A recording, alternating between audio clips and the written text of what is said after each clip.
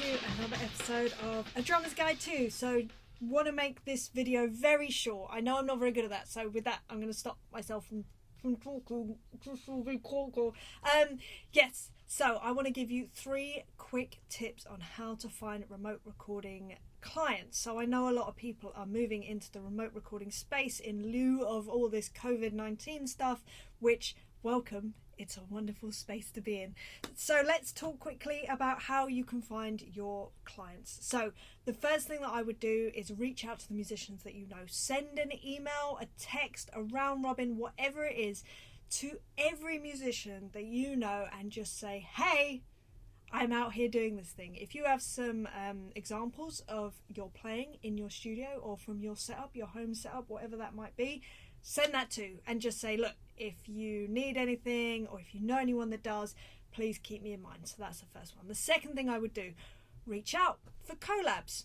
What are collabs? Collaborations. So on places like Instagram, loads of people at the moment are doing collaborations and it is brilliant. So if you find someone, a musician that you really like, that you follow on Instagram, or even if you just do a hashtag search of collabs or music collaborations or whatever it is, if you find someone that you go, oh, I love that guitarist playing, reach out and say, I'd love to do a collab, and just see what comes of it. Something might come of it. You may not get a response, but please don't let that put you off. Look, people are busy. You don't know what someone else is going through, so they might be preoccupied doing something else. So don't take it personally. It's all good, I promise.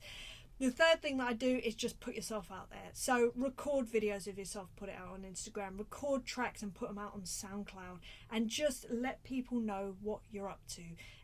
Somebody might actually reach out to you to do a collab. Now that would be fun. But anyway, those are my 3 very quick tips on how you can reach out and start getting some clients through your door for your remote recording business.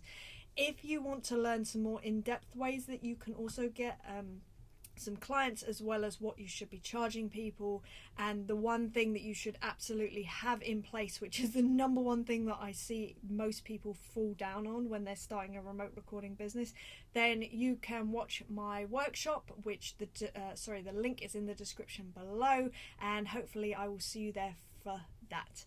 But I shall leave you now. I told you this is going to be a short one. Aren't you proud of me? I'm proud of me.